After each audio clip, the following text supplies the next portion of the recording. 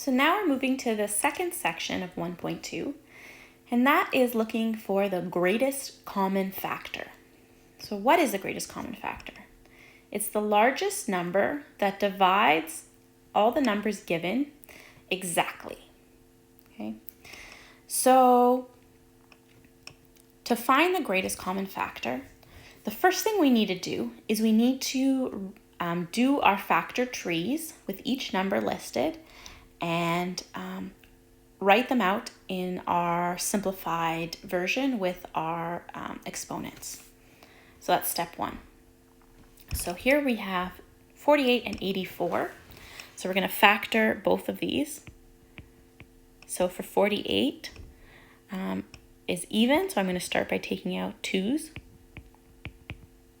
So I get 2 and 12, 2 and 6, 2 and 3. So I have 48, and I'm going to circle all my prime numbers. Highlight them, make them really visible.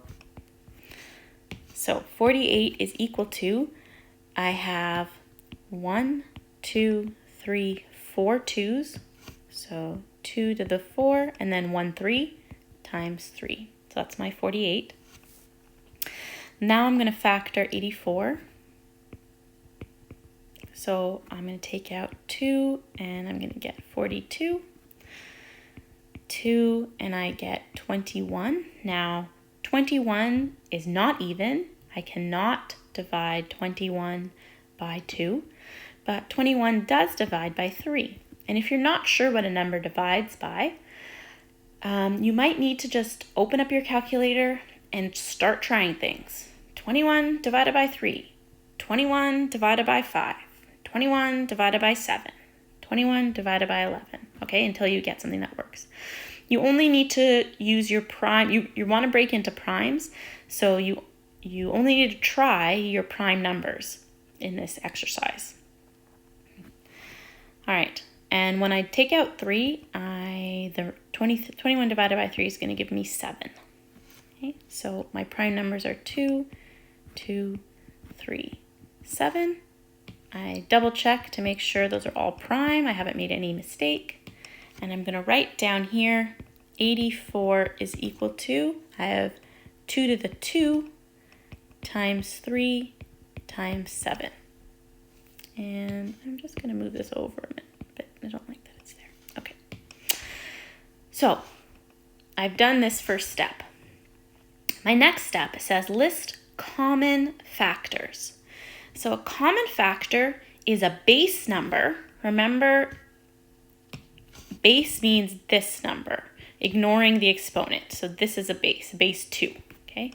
So it's a common number that appears in each of my chains here.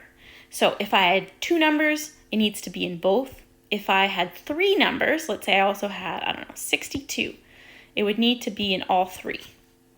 So here I have 2 that appears in both. I have 3 that appears in both, but there's no match for this 7. So this 7 is not common. So here are my common primes.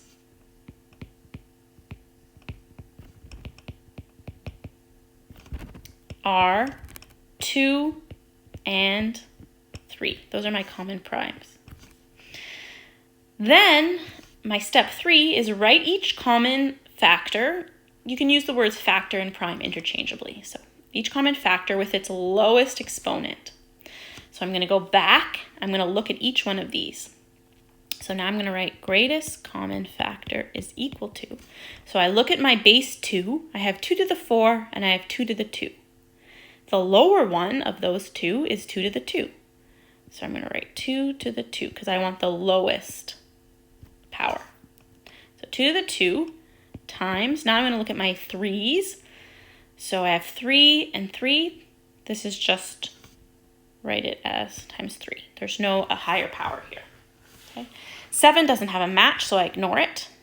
So then I put 2 to the 2 and get an answer, and then multiply it by 3. And my final answer is 12. So the greatest common factor for 48 and 84 is 12. So if I wanted the largest number that divides both 48 and 84 perfectly, it would be 12. All right, let's do another example. This time we have 3 numbers. So again, we need to start off doing our factor trees. Whoops. So we have 52, which can break down into 2 and 26, and then 2 and 13. We have 130, so I can do 2 and 165. Whoops. Go back. And then 165 is not an even number, but it does end in 5. So things that end in a 0 or a 5, those can all be divided by 5. So I'll take a 5 out, and I'm left with a 13.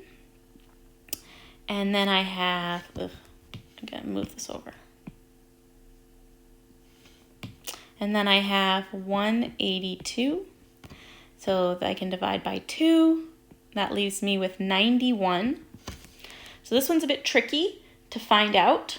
I might not know what divides. I know that 2 doesn't go into 91. I know, so I can start writing out my prime numbers. I have 2, 3, 5, 7, 11.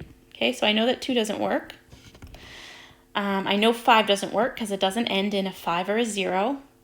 I can try 3. I can do 91 divided by 3 into my calculator, and I will find out that that does not give me a whole number. So I'm going to try 7. 91 divided by 7. Oh, that works. 7 and 13. Okay, so sometimes you just have to keep trying your prime numbers. And sometimes you might get up. Maybe you're going to be using, maybe it's going to be 23 that goes into that number. Okay, you just have to keep trying them in order if you're not sure. Or you might know your multiplication tables really well, be very quick with mental division, and be able to just look at 91 and know that 7 and 13 are your 2 factors. Okay, use your calculator if you need it. That's totally fine. Or use mental math. Okay, it's up to you. All right, so we're gonna write out our number chains here. So 52, we have 2 2s and a 13. So 2 to the 2 times 13. 130, we have a 2, a 5, and a 13. And then we have 182, we have a 2, a 7, and a 13. So now we have 3 numbers. So for a factor to be common, it needs to be in all 3. So here we have 2, which is in all 3.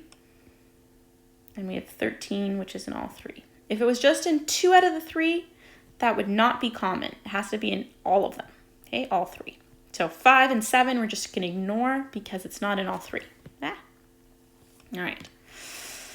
So our common primes are 2 and 13. You don't need to write that as a step if you were doing this as homework. I'll write it out here just because you're just learning this. So 2 and 13. And so my greatest common factor, remember that I need the lowest power. So I'm going to look at my 2's. Okay, here's all my 2's. My lowest power is just 2 with no exponent. So I'll write 2. And for my 13, none of them have exponents.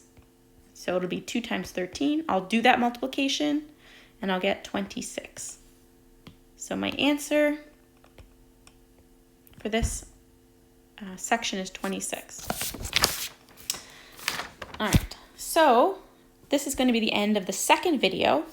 You are now going to go again to page 19, and you are going to do question 9, A to G. If you want to, you can do that now, or you can continue on to the next section.